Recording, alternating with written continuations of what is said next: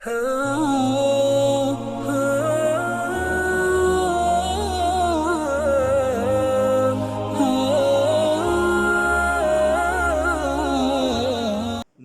ونصلي على رسوله الكريم اما بعد فاعوذ باللہ من الشیطان الرجیم بسم اللہ الرحمن الرحیم السلام علیکم ورحمۃ اللہ وبرکاتہ۔ تو جناب آج ہم لوگ اپنا جو سیریز سیشن ہے اس کو سٹارٹ کرنے سے پہلے ایک آیت صرف جلدی سے تھوڑی لمبی ہوئے گی، اس لیے ذرا جلدی سے کر لیں گے، اور مطلب اس کا بہت زبردست ہے اور آج کل کے دور میں بہت ہی زیادہ ریلیونٹ بھی ہے۔ تو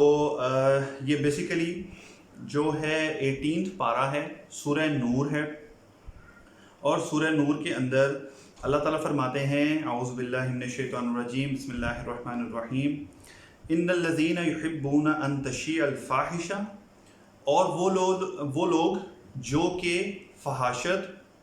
یا اموڈیسٹی جو ہے وہ پھیلانے کی کوشش کرتے ہیں یا محبت کرتے ہیں، اس کو ایسا کرنا ان کو اچھا لگتا ہے،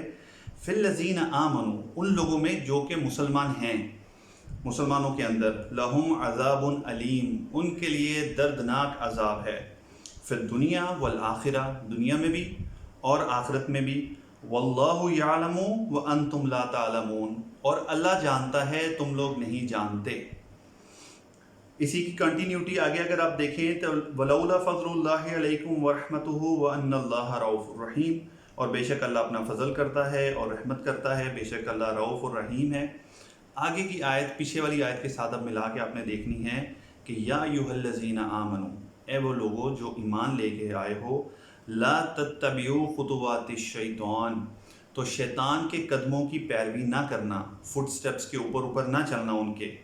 ومن یتبع خطوات الشیطان، اور جو فٹ سٹیپس شیطان کے جو ہیں ان کو فالو کرے گا،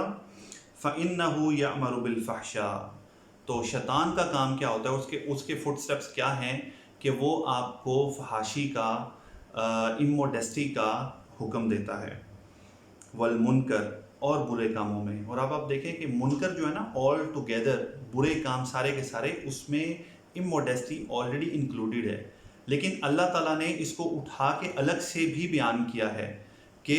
یہ ایک ایسی چیز ہے کہ جو خالی اٹ سیلف ایک بری چیز نہیں ہے، یہ پھر اس کے ساتھ ساتھ چیزیں آگے ایسی بڑھتی چلی جاتی ہیں کہ انسان اس کے اندر مزید کھبتا چلا جاتا ہے۔ اور اس کے بعد اللہ تعالیٰ فرماتے ہیں کہ ولولا فضل اللہ علیکم ورحمتہ، اور اللہ کا تم پہ فضل اور اپنی رحمت نہ ہوتی،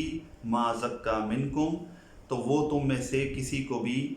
تزکیہ نہ کرتا، کسی کو پاک نہ کرتا، ولیکن اللہ یزکی من یشاء، اور اللہ جس کو چاہتا ہے وہ پاک کرتا ہے۔ اب یہ کیوں ضروری تھی؟ سورہ نور کے اندر آپ دیکھیں گے تو اسی طرح کے جو ہیں سارے کے سارے ٹاپکس کور کیے گئے ہیں۔ یہ ٹپیکلی کیوں ضروری ہے؟ کیونکہ آج جس طرح ہم لوگ اموڈیسٹی کو سپریڈ کرنے کا ذریعہ بنتے ہیں، ان نوئنگلی، ان ولنگلی، اس کے لیے ہم لوگ اپنے آنکھیں اور کان کھول کے رکھنے کی بہت ضرورت ہے۔ مطلب you are not that naive کہ آپ لوگوں کو پتہ نہیں ہے کہ آپ کے ارد گرد کیا ہو رہا ہے۔ ہم سب، آپ لوگ سب جو ہیں سوشل میڈیا کے دور میں ٹیکنالوجی میں بیٹھے ہوئے ہیں، اور جس طرح ٹیکنالوجی نے چیزوں کو آسان کیا ہے نا، اسی طرح ٹیکنالوجی نے چیزوں کو بہت مکس اپ، جمبل اپ بھی کر دیا ہے کہ ہمیں پتہ ہی نہیں لگتا کہ کس وقت ہم کس چیز کے اندر انڈلج کر جاتے ہیں۔ بہت ساری باتیں، بہت سارے میسیجز، بہت سارے کلپس ہم اس طرح کے فارورڈ کر جاتے ہیں کہ جو basically ultimately if will water down it to, تو وہ آئے گا اسپریڈنگ دا اموڈیسٹی۔ بہت سارے اچھے جوکس ہیں جو آپ سپریڈ کر سکتے ہیں، بہت ساری مزے کی باتیں جس سے آپ ایک دوسرے کو ہنسا سکتے ہیں، آپ لوگ انجوائے کر سکتے ہیں۔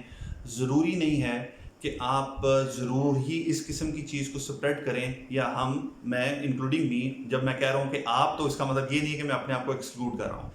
ایوری ون از انکلوڈیڈ، کہ ضروری نہیں ہے کہ ہم ایسی ہی میٹر کو جو ہے سپریڈ کریں کہ جس کے اندر اموڈیسٹی کا کوئی نہ کوئی پہلو نکلتا ہو۔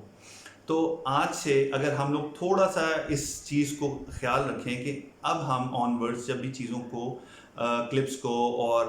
کسی بھی قسم کے جوکس کو جب سپریڈ کرنے جائیں گے، so we should be having some filter, کہ اس فلٹر کے اندر سے ہمیں پتہ لگنا چاہیے کہ کون سی چیز سپریڈ ہونے جا رہی ہے ہمارے اینڈ سے، اور کس چیز کو ہم نے روک لینا ہے۔ کیونکہ ایک بڑی زبردست بات ہے کہ چھوٹے سے گناہ کے مزے کے لیے آپ اس مزے کے لیے تھوڑے سے آپ کوئی گناہ نہ کرو. تھوڑا سا مزہ نا، تھوڑے سے ٹائم کا انجوائمنٹ ہوگی، ہنس لیا 2 منٹ، وہ لذت اور وہ مزہ جو ہے، انجوائمنٹ جو ہے وہ ختم ہو جاتی ہے. لیکن اس کا جو عذاب ہے، اس کی جو پنشمنٹ ہے وہ آخر تک ساتھ رہتی ہے. اور کسی بھی چیز کی تنگی کی وجہ سے اچھا کام اور نیکی بندہ نہ چھوڑے، کیونکہ وہ تنگی اور وہ مشکل جو ہے وہ ٹائم ختم ہو جاتا ہے، لیکن جو اچھائی اور نیکی ہے وہ آپ کے ساتھ اینڈ تک جاتی ہے. سو تھوڑا سا اگر ہم لوگ کوشش کریں، اور بینگ آن سوشل میڈیا ہمیں پتہ ہے کہ ہم یہاں پہ ہوں نہ ہوں، ایک پوسٹ جو ہم نے ڈال دی ہے وہ پتہ نہیں کتنے سالوں تک رہے، پھر ہم چاہیں بھی اس کو روکنا تو ہم نہیں روک سکتے. تو اس کے لیے تھوڑا سا ہمیں خیال کرنا چاہیے، اور انشاءاللہ ہم لوگ ایک دوسرے سے اور اللہ سے وعدہ کرتے ہیں کہ اس چیز کے اوپر آگے خیال رکھیں گے انشاءاللہ. اچھا جی، تو واپس آ جاتے ہیں اپنے بیلوڈ پروفٹ صلی اللہ علیہ وسلم کی لائف کی سیریز کے اوپر، جس کا آج 18th ڈے ہے along with the 18th day of Ramadan as well. کل ہم لوگوں نے پوسٹ احد جو چیزیں تھیں ان کے بارے میں پڑھا تھا. ایک دو چیزیں میں آپ کو بتا دیتا ہوں کہ 3rd ہجری کے اندر ہم لوگ تھے، جس کے اندر اللہ تعالیٰ نے پروہیبیشن ڈکلیئر کر دی تھی الکوہل کی، گیمبلنگ کی، اور اللہ تعالیٰ نے جو rules and regulations and laws ہیں وہ لے ڈاؤن کیے تھے عورتوں کے انہیریٹنس کے لیے first time. Actually broader sense پورے کے پورے انہیریٹنس کے جو لاز تھے وہ اللہ تعالیٰ نے ریویل کر دیے، لیکن اسپیشلی ان میں خواتین کا حصہ جو ہے وہ پہلی دفعہ اس طرح سے مینشن کیا گیا. اس کے بعد ایک اور چیز جو ہے وہ اللہ تعالیٰ نے پروہیبٹ کر دی کہ اس کے بعد سے مسلمان کسی بھی مشرک کے ساتھ شادی نہیں کر سکتے، کہ جو بھی ایسا کہ جو شرک میں انڈلج کرتا ہو، شرک کمٹ کرتا ہو، اس کے ساتھ کوئی بھی مسلمان نہ مرد شادی کر سکتا ہے اور نہ عورت شادی کر سکتی ہے. تو یہ بھی بیسیکلی 3rd year of ہجرہ میں اللہ تعالیٰ نے اس کو فائنلی پروہیبٹڈ کر دیا. اب 4th year of ہجرہ سٹارٹ ہوتا ہے نبی کریم صلی اللہ علیہ وسلم کے گھر میں، اور ہم لوگوں کے لیے بھی ایک زبردست نیوز ہوتی ہے کہ حضرت حسین ابن علی رضی اللہ تعالیٰ عنہ جو ہیں، جو کہ بہت ہی پیارے ہوتے ہیں دونوں نبی کریم صلی اللہ علیہ وسلم کے نواسے، اور چونکہ وہ نبی کریم صلی اللہ علیہ وسلم کو بہت پیارے ہیں تو اس لیے ہمارے بھی آنکھ کے تارے، اور ہمارے بھی بہت بیلوڈ ہیں وہ حضرت حسن اور حضرت حسین. 1 سال کا دونوں کا فرق تھا. بہت سارے لوگ یہ سمجھتے ہیں کہ شاید وہ ٹوئنس تھے، لیکن حضرت حسن جو ہیں وہ بڑے تھے آلموسٹ 1 سال، اور 1 سال کے بعد 4th ہجرہ میں حضرت حسین رضی اللہ تعالیٰ عنہ جو ہیں ان کی برتھ ہوتی ہے. اسی کے بعد حضرت محمد صلی اللہ علیہ وسلم کی ایک اور شادی یہاں پہ 4th ہجرہ میں ہوتی ہے حضرت ام سلمہ کے ساتھ. اب ام سلمہ سے اگر تھوڑا سا پیچھے جائیں تو یہ ان لوگوں میں سے تھیں کہ جنہوں نے پہلی ہجرت کی حبشہ کے لیے، اور پھر انہوں نے جب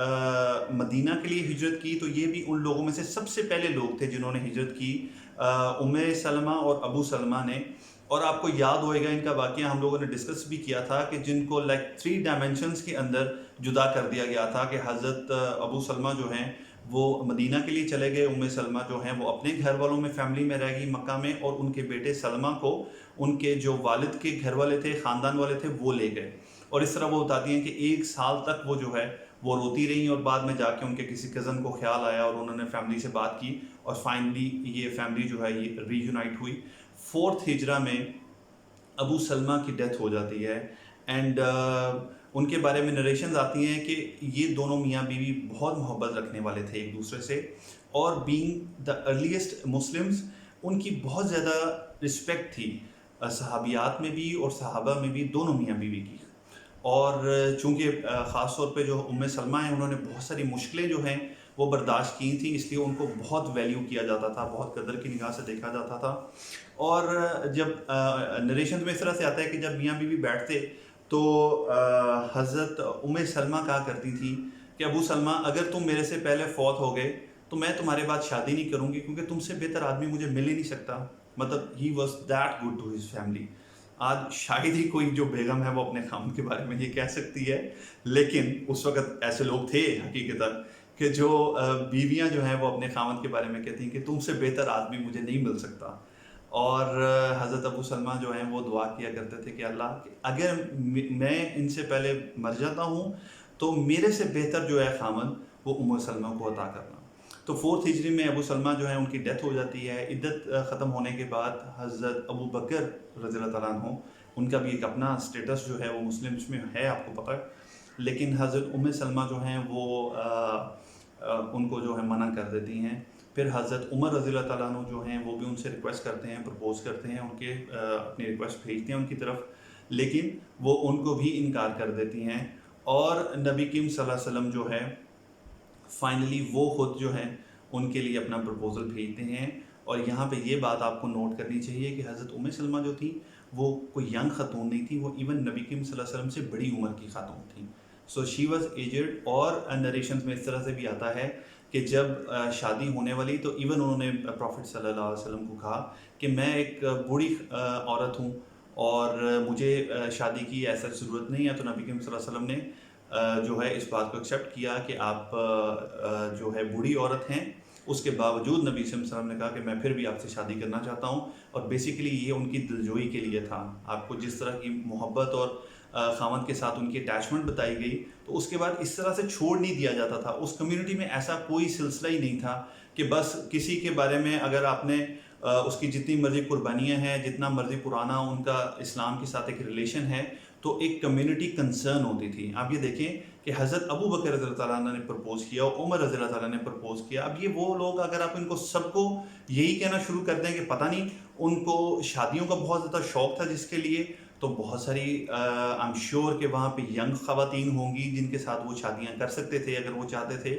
تو وہاں پہ معاملہ یہ نہیں تھا. It was beyond that. آج کل کے لوگوں کا شاید دماغ اس سے آگے جا ہی نہیں سکتا جہاں پہ وہ لوگ سوچتے تھے کہ پوری کی پوری کمیونٹی کے لیے سوچا کرتے تھے، خالی اپنے گھر کے لیے نہیں. جو بے سہارا ہوتی تھی، جو اس قسم کا معاملہ ہوتا تھا، جو اپنی کیپیسٹی میں رہ کے کسی کے ساتھ ایک بلائی کر سکتا تھا وہ آگے بڑھتا تھا اور بالکل اس کو کرتا تھا. تو نبی کریم صلی اللہ علیہ وسلم نے سلمہ رضی اللہ تعالیٰ عنہ کے ساتھ 4 ہجری میں شادی کی. اس کے بعد کچھ لوگ جو ہیں مختلف ٹرائب سے اکٹھے ہو کے مدینہ میں آئے نبی کریم صلی اللہ علیہ وسلم کے پاس، اینڈ دے پریٹینڈنگ لائک کہ وہ مسلمان ہونا چاہتے ہیں. اور نبی کریم صلی اللہ علیہ وسلم کے ساتھ انہوں نے ملاقات کی اور نبی صلی اللہ علیہ وسلم سے انہوں نے ریکویسٹ کی کہ ہمارے ساتھ آپ کچھ اپنے لوگوں کو بھیجیں تاکہ ہم لوگ ان کو ساتھ لے کے جائیں، وہ ہمارے درمیان رکیں اور ہمیں دین کی جو ہے وہ سکھائیں، تعلیم دیں. نبی کریم صلی اللہ علیہ وسلم 10 صحابہ کو چوز کرتے ہیں اور ان کے ساتھ بھیج دیتے ہیں. آن دا وے بیک ان کے درمیان کوئی ڈسپیوٹ ہو جاتا ہے آپس میں قبیلے کا، یا کچھ ایسی چیز ہوتی ہے کہ وہ basically turn around their decision اور وہ کیا کرتے ہیں کہ 10 کے 10 صحابہ کو وہاں پہ ایکسیکیوٹ کر دیتے ہیں، وہاں پہ قتل کر دیتے ہیں اور بھاگ جاتے ہیں. یہ بہت بڑا ڈیزاسٹر ہوتا ہے جب نبی کریم صلی اللہ علیہ وسلم تک اس کی نیوز پہنچتی ہے. And around about that time Najd سے ایک قافلہ آتا ہے عامر ابن مالک اس کی سربراہی میں. یہ نجد سے بہت دور سے آتے ہیں، یہ مسلمان تو نہیں ہوتا لیکن یہ نبی کریم صلی اللہ علیہ وسلم کو آ کے نبی کریم صلی اللہ علیہ وسلم کے ساتھ دین کو ڈسکس کرتا ہے، اسلام کو ڈسکس کرتا ہے، بہت اپنا انٹرسٹ جو ہے وہ شو کرتا ہے. اور اس کے بعد نبی کریم صلی اللہ علیہ وسلم سے وہ ریکویسٹ کرتے ہیں کہ آپ ہمارے ساتھ کچھ لوگوں کو بھیجیں. تو نبی کریم صلی اللہ علیہ وسلم کہتے ہیں کہ آئی فیئر فار دیم، کہ اگر میں نے ان کو بھیجا تو نجد کے لوگ جو ہیں وہ ان کو نقصان پہنچائیں گے. تو یہ جو عامر تھا اس نے بولا کہ میری گارنٹی ہے کہ میں ان کو اپنی گارنٹی پہ اپنے ساتھ لے کے جاتا ہوں. اور اس وقت جو گارنٹی سی لوگوں کی جب یہ دے دی جاتی تھی تو وہ واقعی ایکسیپٹ کی جاتی تھی. تو ان کا معاملہ یہ ہوا کہ وہ لوگ مدینہ سے جب نکلے تو بیر معونہ ایک جگہ ہے جہاں پہ معونہ کا ویل ہے، وہاں پہ جب یہ لوگ پہنچتے ہیں تو نبی کریم صلی اللہ علیہ وسلم پیچھے سے حرام ابن ملحم ایک جو صحابی ہیں ان کو بھیجتے ہیں اپنا ایک لیٹر دے کے. وہ جب یہاں پہ پہنچتے ہیں اور اس قبیلے کا جو ان کے ساتھ آدمیوں میں ایک آدمی ہوتا ہے طفیل ابن عامر،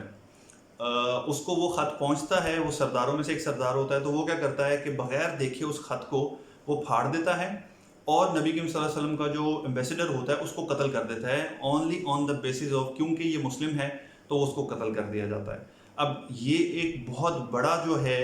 ایک طرح سے آپ کہہ لیں کہ اس وقت بھی یہ نارمس ہوتی تھی کہ ایمبیسیڈر کو قتل نہیں کیا جاتا. جب کوئی پیغام لے کے آتا ہے، اور ٹل ڈیٹ آج تک کوئی بڑے سے بڑا آپ کا دشمن ملک ہو، آپ کا دشمن ہو جس کے پاس آپ کو کوئی میسیجنگ کرنی ہے، تو یہ ایک سیٹ لا ہے کہ آپ جو اپنا میسنجر بھیجتے ہیں یا وہاں سے جو میسنجر آتا ہے اس کو ہارم نہیں کیا جاتا. لیکن یہ اس وقت اس آدمی نے اس طرح کیا کہ نبی کریم صلی اللہ علیہ وسلم کے ایمبیسڈر کو جو ہے وہ قتل کر دیا، اور اس کے بعد اپنے قبیلے بنو عامر کو کہا کہ تم لوگ میری مدد کے لیے آؤ، کیونکہ 70 صحابہ جو ہیں وہ ساتھ ہیں اور وہ ریٹیلیٹ کریں گے ضرور، وہ نہیں رکیں گے۔ تو انہوں نے کہہ دیا کہ چونکہ